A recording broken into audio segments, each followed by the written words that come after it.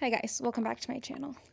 Yes, I am filming like this today and I don't want to hear anything about it, okay? I'm gonna start my period soon, so I'm just feeling very meh, very bleh, very blue, bleep, blah. Anyway, I thought that this would be kind of cozy anyway. Like, let's just sit down, grab a little treat, a little tea, a little decaf coffee, and like, let's just chat about books, you know? The one thing I'm actually good at doing. We're gonna do my September wrap up and then talk about my October TBR.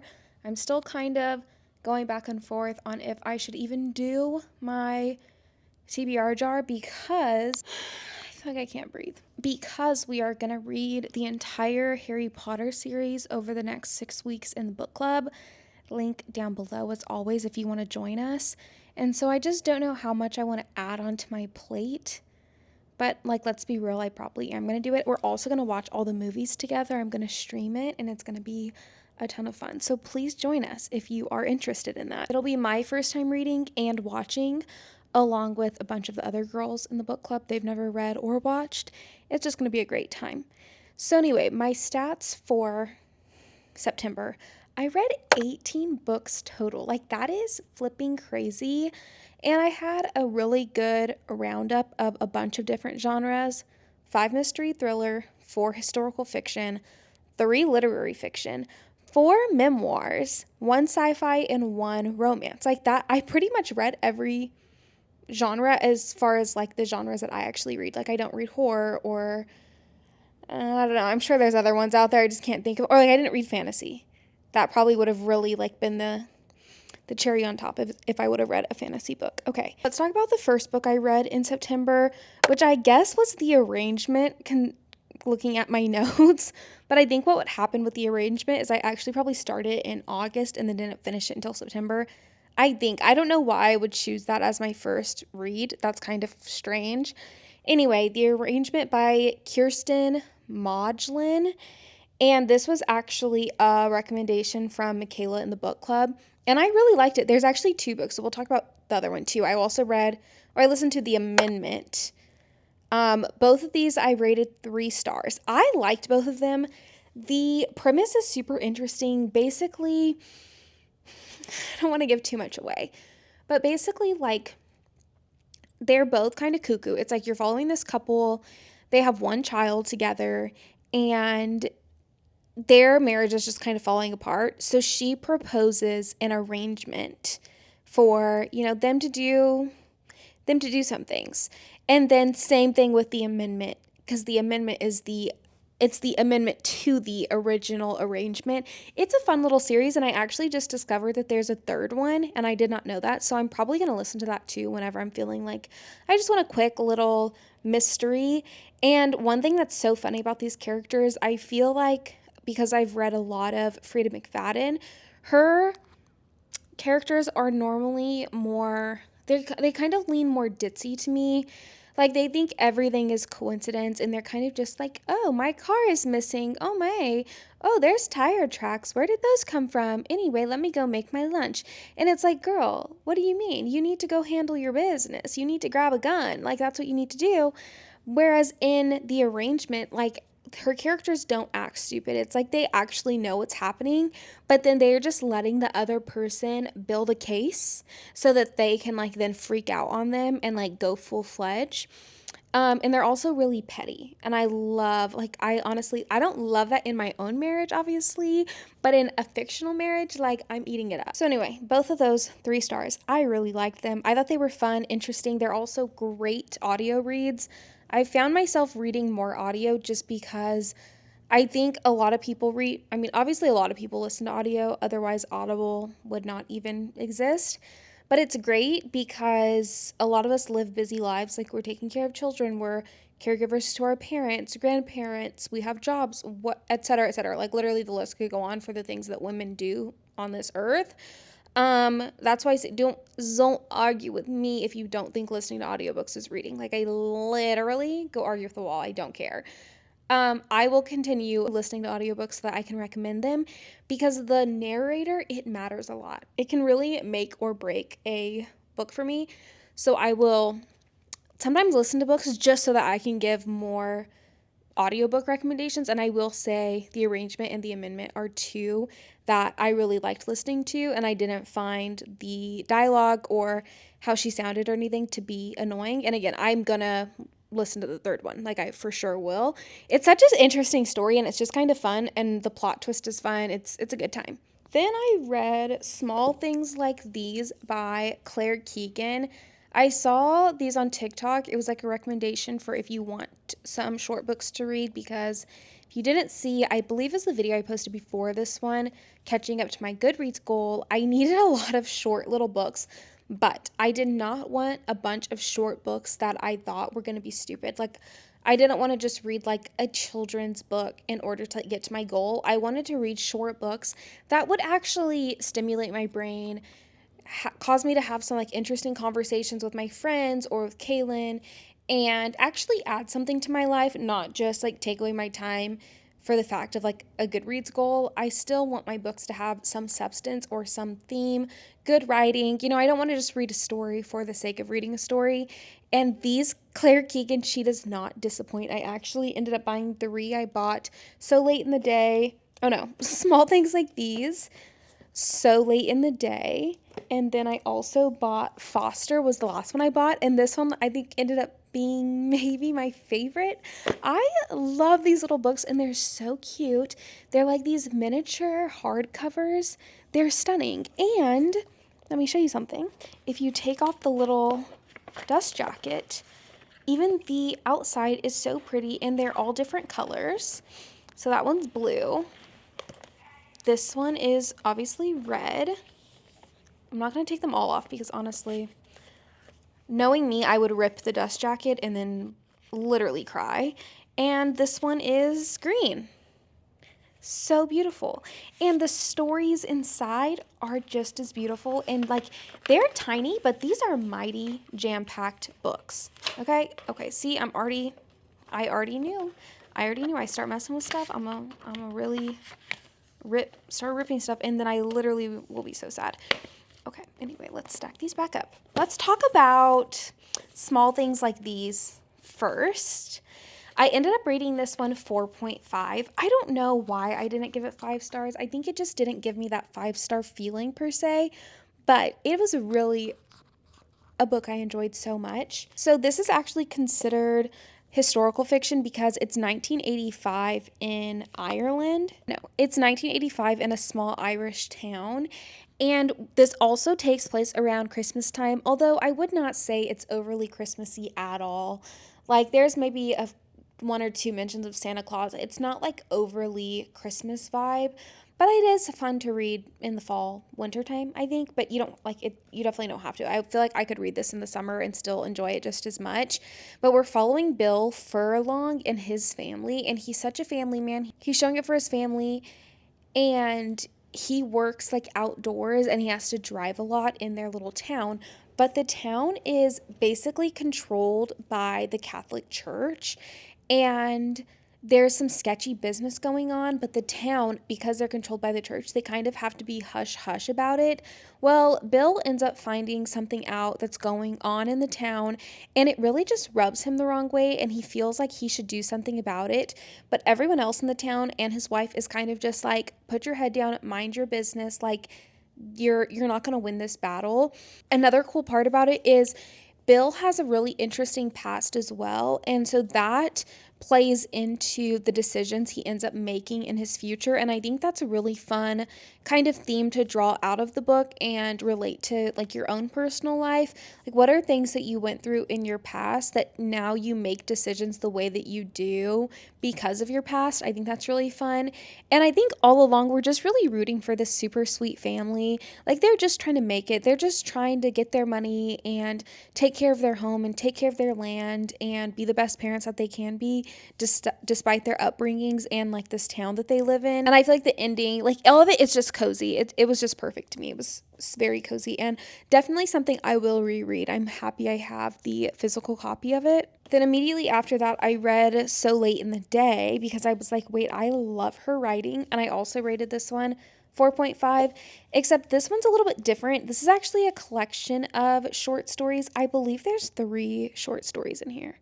And the main theme that this book tackles so late in the day is kind of the relationships between men and women, but all in different ways. So we have a little bit of love, like the relationship between men and women in love, but then we also have like the theme of expectation, of like possessiveness, of fear, of this power dynamic. And so all of them kind of explored those themes in different ways in different stories. Like the first one, we're following a couple, and actually, I'm not going to give too much away. I'll just say the first one, we're following a couple. The second one, we're following a woman who is like on a writing retreat and then obviously runs into a man, and not all of them are romantic. Again, they explore the themes all in different ways, and they're not always all romantic. And then the third one, we're following another couple, except she kind of is like, I want to go try sleeping with another man. So then she does try that, and we're kind of following like what happens after that. So very, very interesting, but I love the overall theme. And I love that you kind of get like 3 short stories in one. So beautiful. And just, these are books that just make you make you think. And they're also fun, like little conversation starters with your husband of like, oh, this is an interesting kind of topic to think about, or it could go so many different ways. I feel like those are some of my most favorite books to read. And then I think we can just talk about Foster now because we're already here, although I did not read Foster next. Oh, also, did I say I rated this 4.5? Okay, I did rate it 4.5. Then I read Foster, which I think is also, for some reason I have it on here that I marked it 6 stars, which I definitely didn't. I meant 4. Foster is a good one too. I went into this one a little bit more blind, which I actually don't know if I recommend going in completely blind, because I feel like you won't understand what's actually happening until like it's basically over, because these are like 0 pages. They're like 100, maybe even less pages than that. So honestly, by the time you start to catch on, I feel like you've missed a lot of the fun little Easter eggs that she leaves throughout the writing. Like, this is only 92 pages, so it probably takes until like page 50 to be like, oh, this is what's happening. I feel like it's better to actually go into it kind of understanding, having a grasp on what the writer's intention is and kind of the crux of the story, because it literally goes by in a flash, and before you know it, you'll be like, okay, that was it. But this one, we are following basically her dad. I also don't want to give too much away because then it's like not as fun, but we're basically following this family, and because they're poor, they're having a hard time. You basically start off the story like they're in the car, her and her dad, and she is getting dropped off at this other family's house, and the dad just leaves her there, and she's just like, okay. And then she lives there, and we're kind of following her kind of being adopted into this other family. And that's all I will say. Very interesting though, and heartbreaking. You're kind of like on your toes a little bit because you don't know what's going to happen, because that's another thing about the little description of what the book is about. It's literally like 5 to 7 sentences, so you really don't get very much. So that's kind of fun too, because you don't know what's going to happen, obviously. And it does give you a little bit of that anxiety of like, I hope this little girl does not get hurt. But I will just say Claire Keegan's writing in general is very explorative, very beautiful. And the stories just in general brought me a lot of joy. Like after I finished all of them, I remember just feeling like that was fun. Like that was a good time. I enjoyed that. No complaints. And so I'd probably give all of them like 4.5.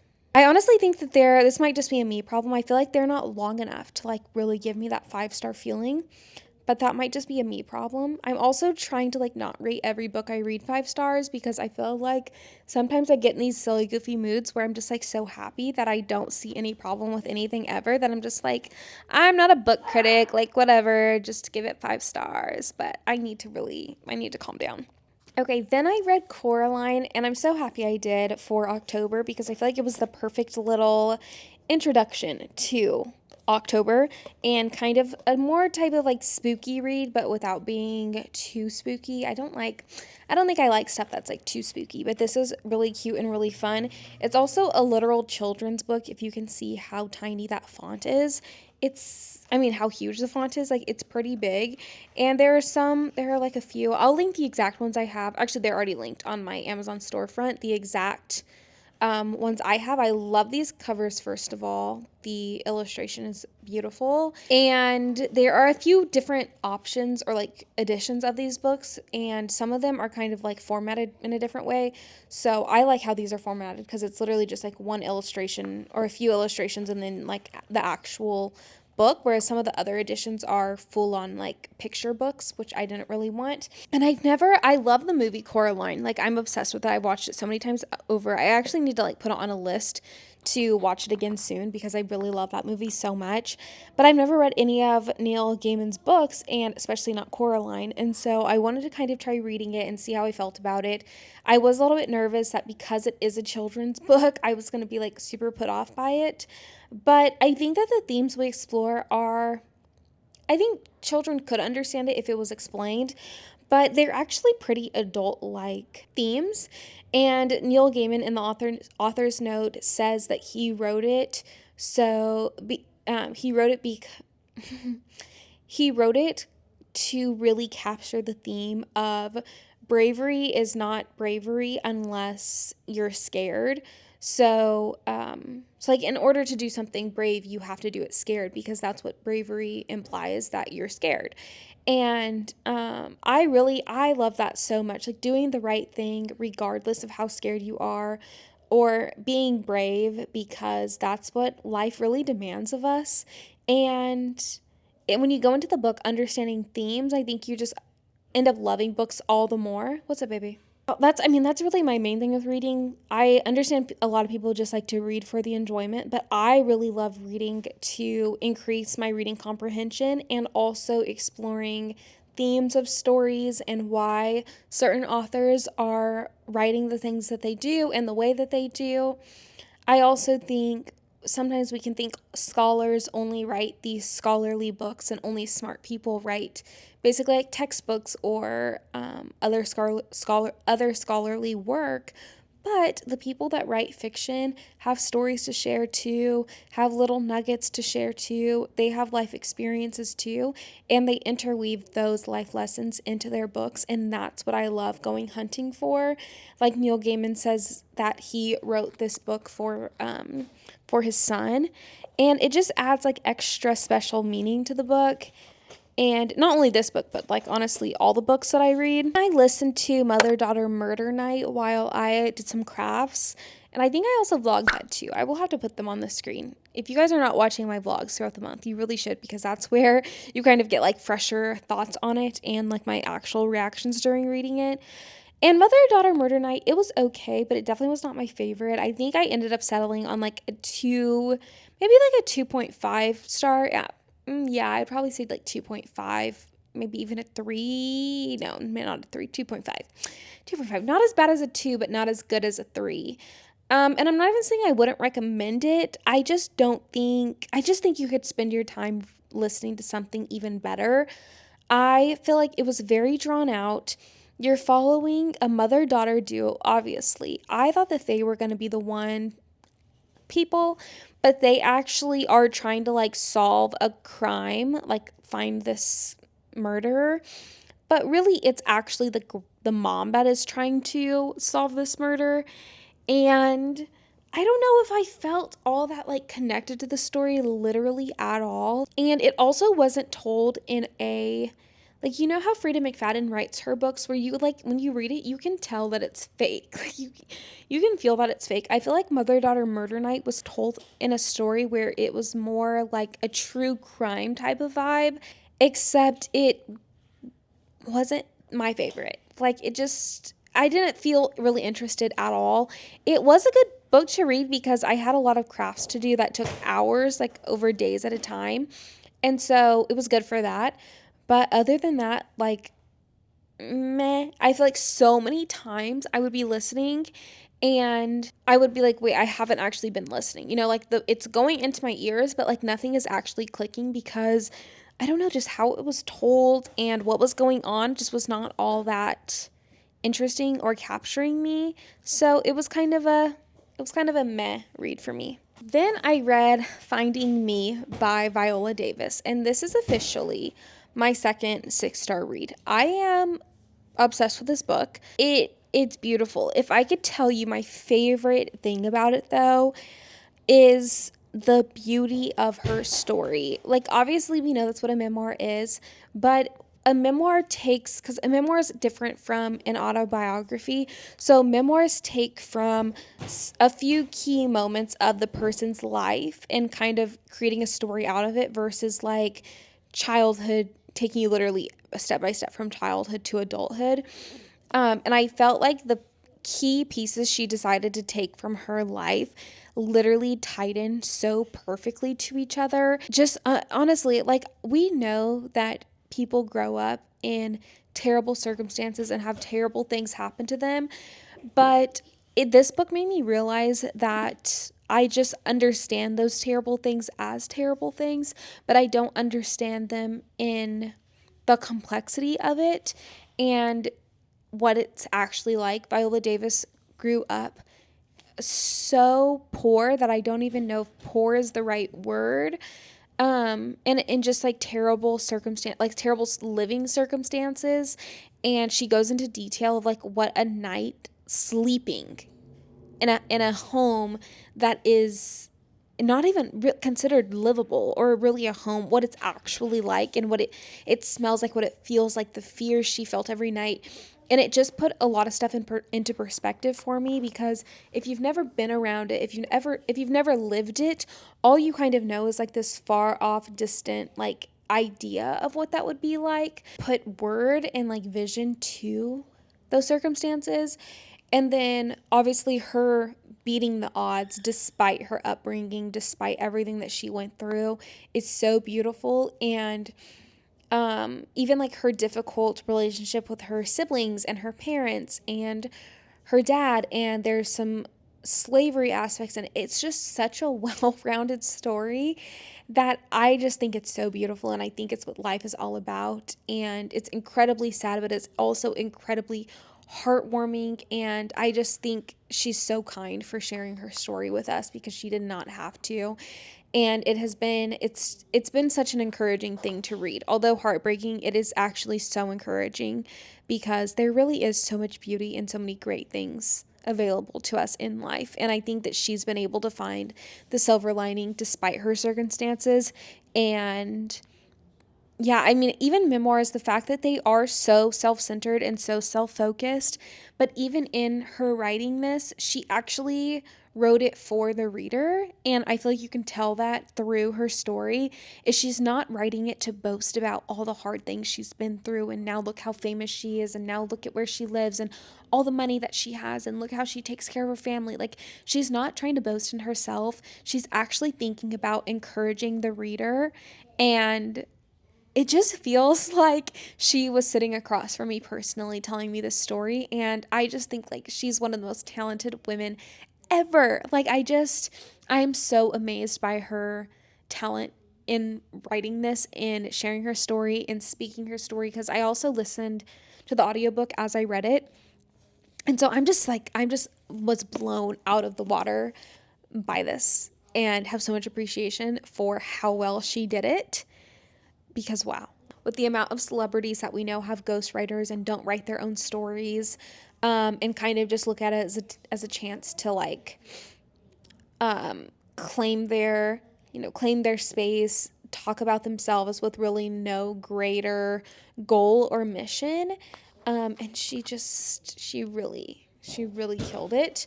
I feel like this should just be required reading. Then I read Days at the Murasaki Bookshop by Satoshi Yagasawa. This was a 4-star read for me. This is also a short little one that I saw on TikTok as like a short read if you're trying to catch up to your Goodreads goal. It's only 147 pages, but this was such a fun little read. I think Japanese culture in and of itself is really interesting, and I love that we kind of get a glimpse into that from somebody who like understands the culture. This was actually translated into English. I will say the writing is very simple. There's not much to it. You kind of, I guess it's actually kind of fun to read it, even though the writing is really simple, and it's not a translation issue. It's like actually how it was written. I think that did kind of make it a little bit more fun, because I got to read into my own, like, create my own personalities for the characters, basically. I mean, they have personalities, but I think when the writing is so simple, you kind of get to give them a little bit of a razzle dazzle of like how you think they would be looking or different reactions. I will say these are two other characters that are really petty. So we're following I don't know how to say these names. So we're following the FMC. Her fiance literally calls her up and is like, "Hey, by the way, like I'm gonna marry someone else, so bye." And she's like, okay, I guess. And just really has no backbone and is like, I mean, I guess like I guess we weren't exclusive, so like that's fine. But then she's super embarrassed because he's actually gonna marry her coworker. Like they all work at the same place. He's actually gonna marry her coworker, and it's just a hot mess. So she ends up quitting her job because she's like, this is too embarrassing. And then her uncle calls her up, and then there's this library, this bookshop that is like it has been in their family forever. And so he basically calls her up to come help her out with it. And we come across many other characters. And basically, her and her uncle, they're both pretty petty and they're both really funny. And so this was just an enjoyable little read. I feel like I've actually been here before. Like the writing is perfect. It's simple, but it's perfect in the way that it actually made me feel like I could picture it in my head, like how it smelled and what it looked like and the colors. And I really love any book that can make me feel that way and feel like I kind of left the United States for a moment. She's also 25, which makes it really fun to read about somebody who's like close in age to me because it's just good. It's just good vibes. Then I read another memoir, I'm Glad My Mom Died by Jeanette McCurdy. I have literally had this book for years. I'm so glad I finally read it. Also, this cover is just so satisfying to me. Like the yellow and pink genuinely are the perfect colors. This one I rated 5 stars. Did I rate this 5 stars? Yes, I think I did rate this 5 stars. Did I? Yes, I did. Okay.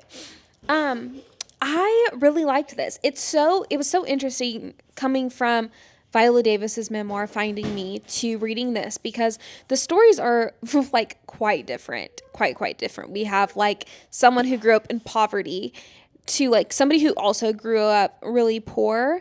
Like she had to live with both of her parents, her siblings, and her grandparents. Like they all lived in one tiny house.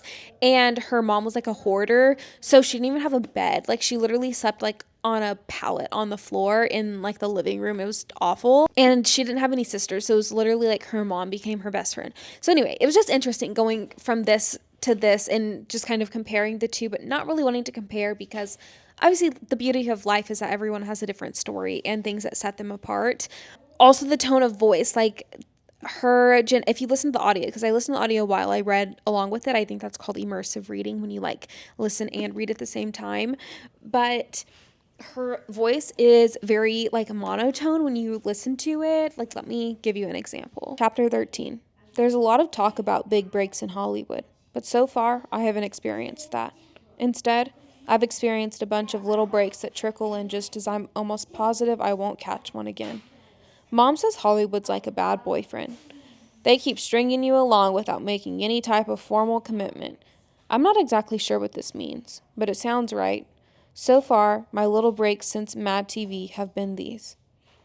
That's kind of how she tells the story. It's very like monotone, whereas Viola's is more, there's more fluctuations there. It's more emotion to the storytelling. Like you can tell that she's like, oh, this is an art. She wants to really capture the listener. Jeanette McCurdy, I feel like she sounded, this is not like a dig at all. This is like not even a critique. Like I actually like this about it, but it sounded emotionally disconnected.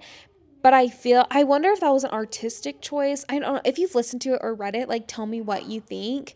Especially if you've listened to it, because I feel like if you read it versus listen to it, you really get a different experience with it, because in our heads when we read, we're going to add fluctuations and things like that, tone of voice to the story. But if you listen to it, to me, it came off very emotionally detached, although she did get like teary at one part of it, which is like, it's so sad. But I don't know, it just made me wonder like, whoa, is that her voice? Is she naturally that monotone? Or was that like an artistic decision that she made in order to kind of like drive her point home? I don't know. Very interesting. So many things to talk about. But I actually loved it. This is not a criticism at all. I loved it so much. I loved listening to the audio. I loved hearing her actual voice. I also feel like people say you get like a huge, I don't know. I didn't feel like there was that much about iCarly or really her look into like Nickelodeon or um acting. Like it was more so, I feel like a lot of it was her build up to iCarly, then like a tiny bit about iCarly, but most of it literally was about her relationship with her mom, which yes, of course ties into acting because her mom literally forced her into acting even though she didn't want to do it. But I would not say like don't read this thinking you're going to get like an iCarly behind the scenes scoop because she doesn't really talk about that. I mean, like she does, but barely. Even like the whole Ariana Grande part is so small in comparison to like everything else that she talks about and everything else that's brought up that like when I have been watching TikToks and videos and stuff about things that Jeanette McCurdy said, I can't believe like those little tiny parts are the things that people have like blown up so much when I feel like there's so many other parts that deserve to be talked about even more. Like her freaking mom, like that. I don't know. Anyway, 5 stars. I really liked it. I think you should read it. It is an interesting look into child stars, but I think more than that, it's an interesting look into um, being poor and the decisions parents can make out of that, out of being in a tough spot and forcing their kids into labor and then taking their money. I think there's a bigger conversation to be had than like iCarly reboot and Nickelodeon behind the scenes. And it's so awful that her literal childhood got stolen from her, and then even her young 20s, it was all stolen. It was all taken. It's all been tainted, and I'm just like so sad for her. I tried looking her up after. If anyone knows what Jeanette McCurdy's up to now, it said that she's doing like producing and stuff, but I need to look more into that and see like what she's been working on. I just hope that she has, created a life that she's actually able to enjoy and has found peace in paving out her own way versus being forced into something else. I think what's ironic too about it, in the book club, we were talking about it on our last call, but I wonder, like, the irony of it could be that now she kind of becomes this like safety advocate for Nickelodeon or even like this mental health or eating disorder advocate. And it's like the irony of that is a lot of that she would have never even had to deal with if it weren't for her mom. So then in a way her mom is still controlling her life. Does that make sense? So anyway, I just, it's there's so many things you could talk about and so many ways you can spin it. But I also don't want to like add to her story or make it seem like it's something that it's not. I will just appreciate her story for what she shared with us, and I'm thankful that she did, and I think she told it in a great way. And yeah, it was a great read. I liked it. Then I read Hunger by Roxane Gay. And that's just another memoir. I rated this one 2 stars. I really did not like it, and I really don't recommend it. I think the only thing, so Roxane Gay, if you don't know who that is, I don't even know who that is. I literally only read it because I needed it for my reading goal video, and it was available on my library app and the audio was short. That's literally the only reason I listen to it. And I appreciate memoirs. Like, honestly, I do appreciate memoirs. I do appreciate storytelling. I do appreciate people who are brave enough to share their story. But wowza, I was not expecting to like listen to it and not really like it at all. So Roxane Gay or the entire story, it's called Hunger. Did I even say that? And her story is all about being like morbidly super obese, I think is like what she calls it, or super morbidly obese, one or the other. And she kind of just talks about her experience being obese in the United States and just like how uncomfortable it is and why she has chosen, I guess not chosen to be obese, but why she made the decision to eat herself into obesity and kind of like doing it out of the lack of control she felt in her life. and how she felt like if she ate more, then she would be ugly, and then she wouldn't get the attention that she didn't want from men. And so it's a very interesting story in that way. I just didn't really like how like she wants to tell this story, but then she continues saying like how hard it's been for her to write it, and you can tell, I feel, at least for me, I felt like I could feel that she was holding back, or like, or pulling back, or not really fully ready to tell the story, is at least how it felt for me. I'd be interested if any of you guys have listened to it or read it, and if you felt that same way. And then I also just think, coming off of Viola Davis's memoir, okay, and the terrible things that she has been through, it's really interesting comparing the two, and then doing a little bit of like mindset work and comparing the two mindsets of like Viola Davis is somebody who fought, like literally, yeah, we hear, oh, I fought tooth and nail for this, but like, no, somebody who literally clawed their way out of the trenches in order to have what she had, not a dash of luck. It is crazy. And then like somebody like Roxane Gay to just like really choose victimhood for herself and basically make a home there and say that that's where she feels the most comfortable. Like she likes victimhood language more than she really agrees with like survivor language, is kind of how she put it. And I mean, you know, if that is the story she wants to share, obviously, like, I can't stop her. She has her right to write her memoir how she wants to write it and say the things that she wants to say. Just personally, for me, it's not how I like to view life. And it's not honestly like the type of stories I like to intake, because I don't resonate with victimhood. I think going through hard things, experiencing hard things, even like now in my life right now, I know that if I succumb to the victimhood of my circumstances, like it's easy to just live there and not make something of our life, and like not recognize the power that we actually do have despite the bad things that happen to us. And so yeah, it just was not my favorite, and I didn't really love the messaging of it. Like I don't love that boo-hoo, poor me, something bad happened, some terrible thing happened to me, and now like that's all I will ever be. Like I am just a victim forever. Like I feel like most survivors are like, what happened to me is not me, it's just something that happened, but this is who I actually am, this is like the personhood of me. And I feel like she's more so like, this bad thing that happened to me is actually me, like that is me.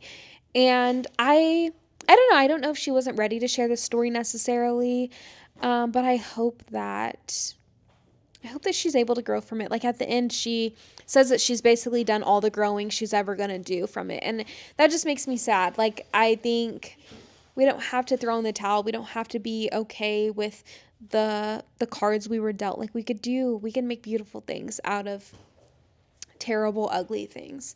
So yeah, 2 stars. Didn't love the messaging behind it. Guys, I read too many books this month. Like I swear I'm never reading 18 books in a month again. Like never. Then I read The Nightingale. I feel like did I really read The Nightingale next? I guess I did. I feel like I just finished this. But she was a beauty. I loved the story so much. I think I almost want to give it 6 stars, but I don't think it's 6 stars. It's for sure 5 stars. I love the story so much. We are following Nazi occupied France. Specifically, we're following a few female main characters, 2 sisters. One sister is definitely, she got married, she has a baby, and she's more the homemaker. She doesn't want to draw too much attention to herself. She's the rule follower. And then we have the younger sister, who is definitely more of a firecracker. She has a lot to say. She does not want to be bossed around. She will stick up for herself. She's more confrontational, and she's more of a risk taker. And when the Germans come, there's obviously a lot of like headbutting between the sisters, because one sister's like, no, we just need to lay low. The other sister's like, the more we lay low, things are going to get worse. And it's just, I mean, obviously it's historical fiction, so there's a lot of truth to it, but the characters are fictional. Kristen Hanna, I did also read in the author's note, she did work with she did work with like historians that specifically know about the Holocaust. And so obviously there's a lot of factual information in it. Hello. And I don't want to give too much away. Like, I think the plot of it, you understand. I was stop crying at the end. It was incredibly sad, incredibly beautiful. I think the hardest part is that like there is so much truth to it that it does make it kind of hard to read, but in the best way. Like, I think that it's worth it. It's not like so, I mean, I think like I kind of compare it in my mind to A Little Life, which I've never read, but I've seen people's reading reactions and they are like hysterical. I was not nearly like, I was crying, but I was not like hysterical reading it. So you don't have to be scared. I also think it's a fact of our country that it's something that happened. It's something that it happened not only in our country but other countries, and it affects a lot of people worldwide. It's a good way to learn about history through a medium that is engaging. And I thought it was really interesting and really led me down this like World War II trail of like learning more outside of the book. And I always think that is a good way to learn more. And I love a book that like encourages me to learn more about our history or things that people have gone through or different cultures. Babe, the burger's out. Sorry, Queens. I had to go literally inhale a burger because I was so hungry, which is part of the reason why I was literally laying down a second ago because I'm so hungry that I had no energy until my husband made me dinner. Anyway, now let's return to what we were talking about. I think I just finished talking about The Nightingale. The book I read after that is Annie Bot by Sierra Greer. This is sci-fi, and I rated this. Bro, all my ratings are so off. I think I would rate Annie Bot 4.5. I thought this book was so interesting. It explores so many different themes, including autonomy is probably the first one. Love, libido, control, power dynamics, femininity, masculinity. Very interesting. We're basically, I'm not going to give you too much because that's the fun of it. Of this book is like you don't know what's going to happen. They have now created these robots that they have harvested from IVF, like unused IVF embryos. They found a way to like grow those into they've found a way to like harvest the like hair, skin, and nails of those thrown away, discarded babies. And because the parents decided to not use those embryos, basically they don't exist as like real people. They don't belong to anybody. So like the government or whatever has taken these embryos, created life from them, and then taken like the hair, skin from them to use on these AI robots. So they're like these robot people, but they look like actual people. And because the AI is so advanced, they are now able to like sound like a person, just like how I'm talking right now. And they even like feel, smell like a human because the outside of them is a real human skin, hair, all of that because of these embryos. Anyway, so then what happens is people start purchasing these robots. And there's different kinds of robots. So you have like a robot that is just used for like cleaning and cooking basically. And then you have one that's used for normal companionship. And then you have a snuggle bunny. Okay. And you can change you can change the libido of them. You can change sensitivity of them, all these things. And it's so interesting. It's also a very uncomfortable read. Like it's very, be forewarned. Okay. The topics I had mentioned that it explores, it like really does explore them. And it's a little bit of an uncomfy read at times. It's definitely a little weird. But so is like AI and what's going on with IVF and unused embryos that are just like sitting in freezers and et cetera, all that stuff. It's very futuristic and it's interesting. And 4.5, it had me hooked. Like I read this in less than 24 hours. I loved it. I read a novel love story, which you guys, when I was getting this list together, I was like, a novel love story? I read this month. That's how like unforgettable this book was kind of to me in comparison to everything else that I read. Okay, as you can tell, I read a lot of hard-hitting, very interesting literature this month. Like I with the literary fiction, the historical fiction, and the memoirs, this little dainty romance was not even...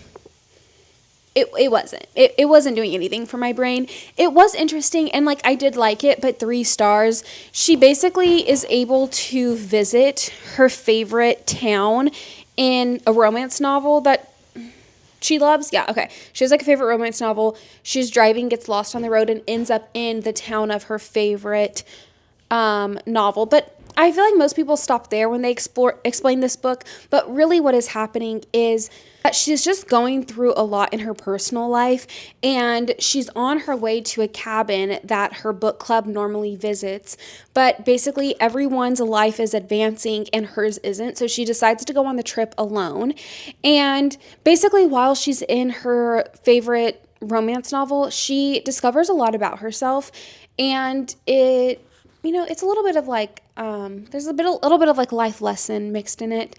And it's more than just like her walking around this town being like, wow, it's so pretty. Like, how cool. Things are slowly falling apart. Now we're standing up in my living room. I ran out of space on my SD card. So now we're on a novel love story. I think I wrapped that up.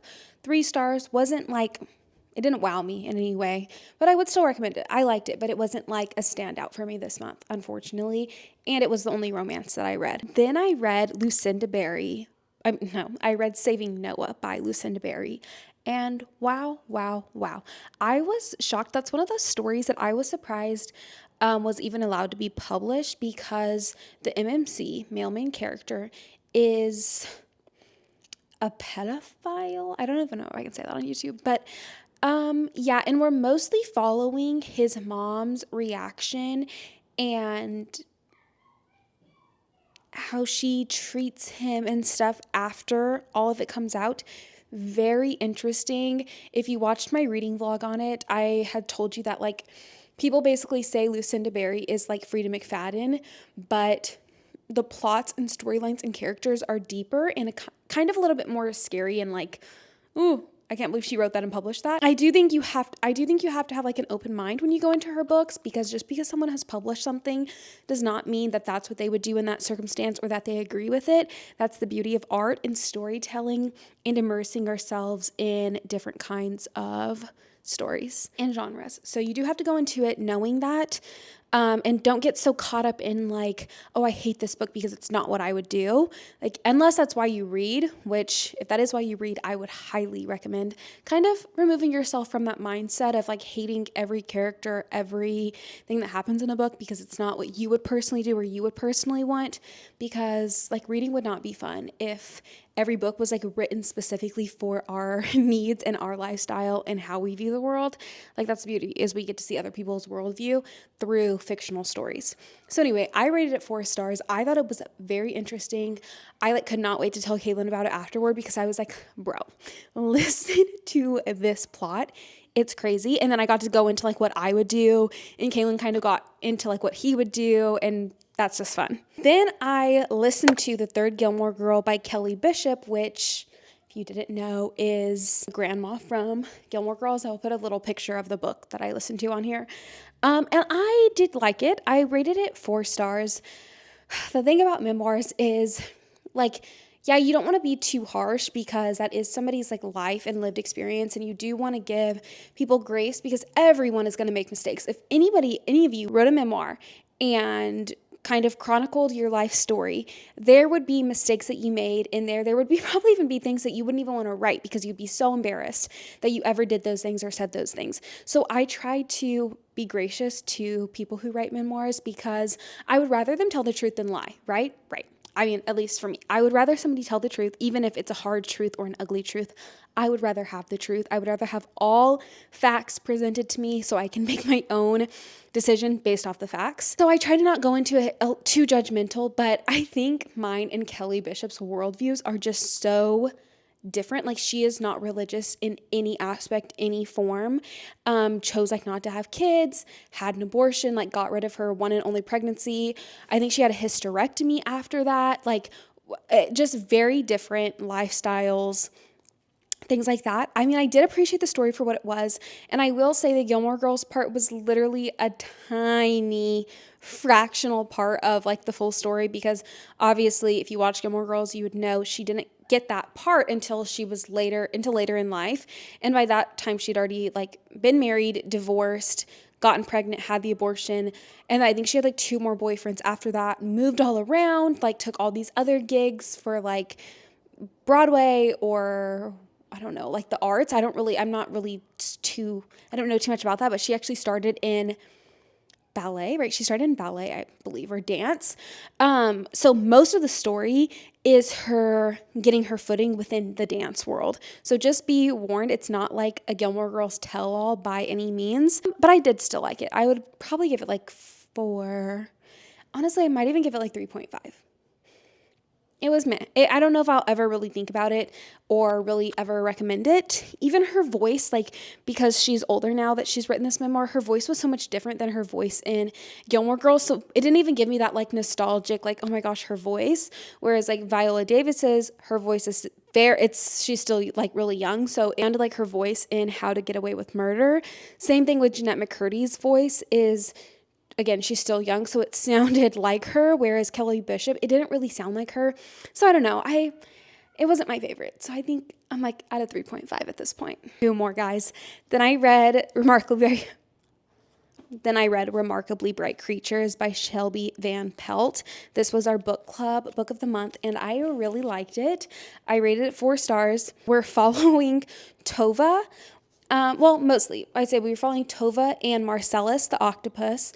Tova is about 70 years old, a little bit over 70, and, she's reaching the end of her life, and so is all of her friends, and they're going through this big transition of, like, they used to have autonomy, and they used to be really strong, and now in their old age, they know that they're kind of entering into their last chapter of life, so a lot of them are moving in with their kids, and, having to go to different states and things like that. And so Tova is working in this aquarium where she meets Marcellus. Marcellus is like this super witty, pretentious octopus, and he has been in captivity most of his life. And there's just so many like beautiful themes. I think one of like Jayla in the book club mentioned that she loved the octopus so much. She said that I think she's read this book like 3 times.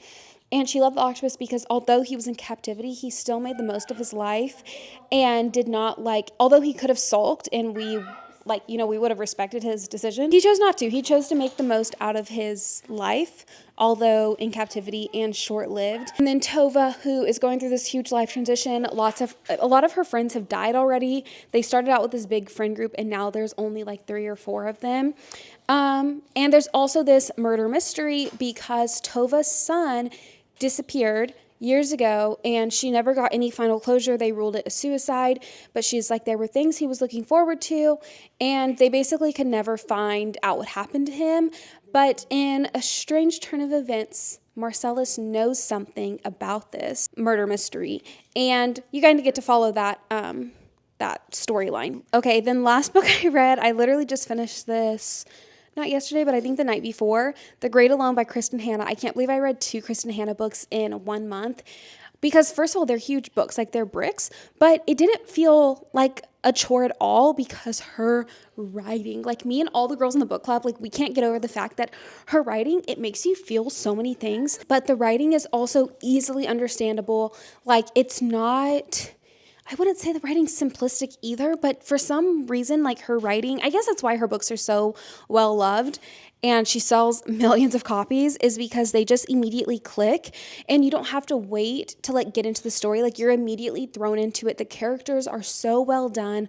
The plot, the setting, all of it's great. And this one, we're following the Albrights, and he just got back from the Vietnam War. He actually was like shot down and captured for like 5 or 6 years. They finally release him. He comes back home and he's just a completely different man from before, is what they call it. And they have a daughter who is also young, and she was so young, so she doesn't really remember her dad from before. And because he was in the war, now he's like traumatized. So he decides to pack up his family and move to Alaska. This takes place in 1974. Like the part in Alaska where they went to is basically like where all the doomsday preppers would go. And because there were so many terrible things happening in the world, people were terrified to like be living in the United States, like on the outside. And so they would go to Alaska and kind of just live off the land. And because the winters and just the lifestyle there is so harsh, not a lot of people would be able to stay. Not a lot of people would make it. And so it was kind of like this great refuge to go to if you could make it through these difficult winters. And so now we're kind of following the Albright family trying to make it through their first winter there. They end up staying for quite a while, but there's a lot of terrible things that happen. The dad is very abusive, so just a little trigger warning on that for abuse, but it's still such a fabulous, fabulous story. I think Kristen Hanna writes so well, and it will just there's so many themes. I think that's another thing too, is it's multifaceted. It doesn't just rely on one trope. And I'm like, let's get back to that. I think that's why I like don't really read much romance anymore. And I've kind of decided that I don't know if the romance genre is for me, or at least like the really popular romances that are talked about a lot. I don't know if it's really for me because they're so trope heavy, and I just really love a good story. It's also what I loved about Remarkably Bright Creatures is, yeah, there's like this murder mystery, but it's really not actually a murder mystery. It's more like just something bad happened in her life and she's trying to cope and move on from it. And I think I just love a good story that's told well with good characters, with a lot of like just realistic instances and things that happen and emotions. And I feel like in a lot of books, we kind of get that happy ending bow tie at the end. And like, that's just not life, right? But I do understand some people read for escape. We all read for different reasons, which is totally okay. It's just, I think for me, I'm kind of discovering my reading taste is more like, I kind of like when bad things happen because I'm like, that's life. That's my life. And it feels more realistic to me. And it feels like I can actually enjoy the story. So anyway, that was the last book I read. And did I tell you my rating? I don't know. I don't know what I want to rate this. I don't know if I'm at a 4.5 or a 5. I'm in between so many ratings, I think, because I just read so fast this month, trying to catch up to my reading goal. Hopefully October, November, December, now that I'm fully caught up, will be a little bit of a slower reading month, I'm hoping. So yeah, I'm kind of between like a 4.5 and a 5. Sometimes it depends if I think about a book a lot after I finish reading it and kind of where I go from there. Anyway, it's time to pick my October TBR. So let's do that. Wait, look at Grayson in the corner. He's so cute. He's so cute. Oh, okay.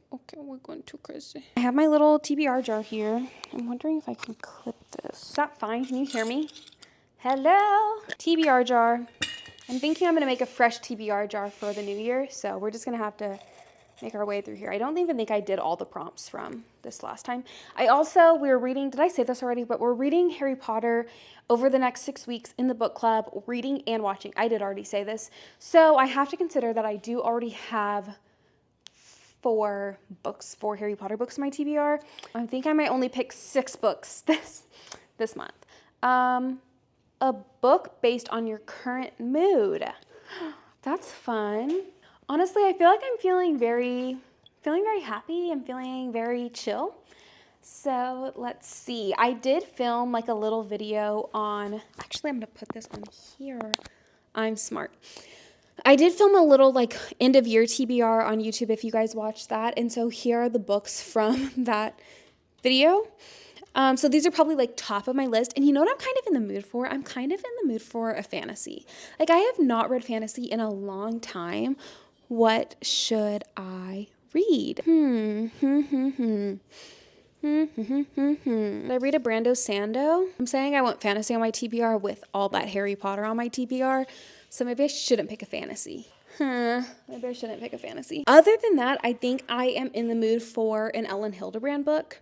So I might start, let's see, I might start The Identicals. I think that would be a fun, I think that's a fun option. The Identicals. My bookshelves are a mess. Okay, let's pick our second book. Oh, a 5-star prediction. That's fun. Okay. I have a hard time like conceptualizing rating a fantasy 5 stars because I'm like, what would need to take place in order for me to rate a fantasy 5 stars? I feel like that would be kind of hard, but I do want, like, I have so much fantasy I haven't read yet. Okay, let me look on my shelves. So it might be a 5 stars. Everything I Know About Love by Dolly Alderton. This is a memoir, and I feel like I've been reading a lot of memoirs 5 stars lately, so I think I'm going to try this. I also feel like if the themes are hitting, I feel like I've said themes so many times in this video, but if the themes are hitting, I probably will really like it, depending on how she writes it. Okay, let's pick book number 3. Oh, buy yourself a book from your wish list. Okay. Wait, I'm going to keep pulling and then we'll go to my wish list at the end. That's really fun though. Okay, book number 4. Flowers on the cover. You know what? I have an idea. Hold on. I have an idea. I really need to read some books by Elsie Silver. I saw somebody talk about and how Elsie Silver's new series that she wrote, there's like single parents, like, what is that called? Like when the parents are divorced and they parent separately, like split household. No, there's a name for it. It's just not coming to me. Anyway, I'm like, wait, that sounds really interesting to me. So I think I might read, or I might put Heartless on my TBR, which is crazy. I've had these beautiful books up here and I just have not read them, along with Addicted to You by Krista and Becca Ritchie. But I think I'm going to put Heartless. This looks like it is country small town romance, right? We'll see. A lot of people like them. I don't know if I will, but I am willing to find out, especially since I flipping own all of them already. Number 4, a sports romance. Okay, a sport romance. Uh-oh. So all my romance is over here. Up here normally. I know what I really should pick is, oh, actually all my romance is also over here. What I really need to pick though is Block Shot by Kennedy Ryan. I know for a fact this is sports romance because the first one was basketball romance. Oh, hoops. It's the hoop series. So I guess are they all going to be basketball? If Jared Foster had $1 for every time Banner Morales made his heart skip a beat, heart everyone assumes is frozen over, he'd be richer than he already is. He's found success as a sports agent by always assuming no means I'll think about it. And he knows Banner's thinking about him. Her simmering anger, the way she puts him in his place, foreplay. She thinks she's won the game, but they are just getting started. If Banner had $1 for every time Jared broke her heart, she'd have exactly $1. One epic failure of a night. After parting on such bad terms, Banner has no intention of ever giving Jared a second chance. She's found success in a field ruled by men like him. She's learned to call the shots and block them when she has to. So she'll ignore him the way he makes her heart pound. Sure, he seems carved from her most private fantasies, but she can get past that. She's got her $1 and Jared won't have her. Interesting. I really don't think I'm going to like this. Hopefully I eat my words, but like sport romance to me is, I think I'm just like, I don't know if I'm too old for it. I don't know.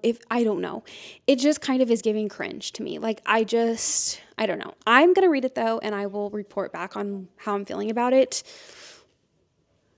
You know, we'll see. Okay, book number 5. There's too many in here. This thing is like way too full. Food on the cover. Who wrote these? This is too much. Okay. Oh gosh. Let's see. I don't know. Oh, I have Piglet by Lottie Hazel. And there's literally a gigantic burger on here. Outside of a childhood nickname she can't shake, Piglet's rather pleased with how her life's turned out. An up-and-coming cookbook editor at a London publishing house, she's got lovely loyal friends and a handsome fiancé. Kit, whose Rarefield family she actually most of the time likes, despite their upper-class eccentricities. One of the many things Kit loves about Piglet is the delicious, unfathomably elaborate meals she's always cooking. Kit confesses a horrible betrayal 2 weeks before they're set to be married.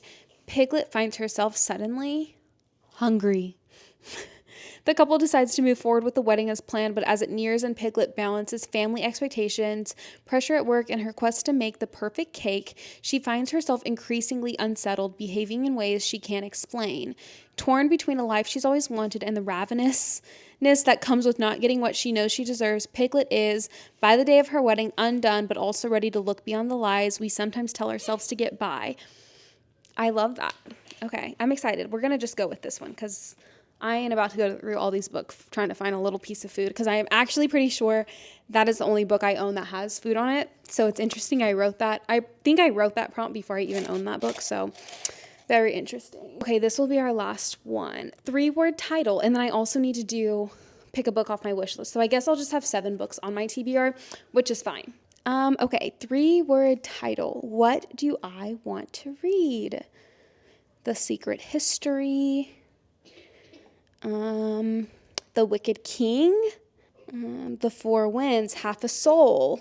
I am like getting so excited to read these books. Like I'm like giddy right now. I have like butterflies. That's so crazy. Okay, you know what I want to read? Happiness for Beginners by Catherine Center. On YouTube, a lot of people have been recommending this to me, so I can't wait to read it. Ellen Carpenter can't quite seem to bounce back. Newly divorced at 32, her life has fallen apart beyond her ability to put it together again. So when her annoying younger brother Duncan convinces her to sign up for a hardcore wilderness survival course in the backwoods of Wyoming, she hopes it'll be exactly what she needs. Ends up being a disaster. There's a blizzard. Her brother's super annoying best friend Jake ends up coming. It says, but it turns out sometimes disaster can teach you exactly the things you need to learn, like how to keep going even when you think you can't, how being scared can make you brave, and how sometimes getting really, really lost is your only hope of getting found. Yeah, that's going on the TBR. 1, 2, 3, 4, 5, 6. Okay, now let's look at what is on my wish list. So on my Notion, I keep like a book wish list on here. I don't know if it's really updated though. So I bought Mistborn already. Rain, All the Bright Places, Eleanor Park, Frankly in Love, Summer Friends, A Thousand Splendid Sun, Kindred, Where Sleeping Girls Lie. I honestly, for my birthday, I bought so many books that I was wanting to read. So let's check my Amazon, like save for later. Oh, Antarctica by Claire Keegan. I do want to read that. We have the Six of Crows box set and we have An American Marriage. Oh, goodness. We have some of those books from my Notion. Another place I can check is on Goodreads, my Want to Read.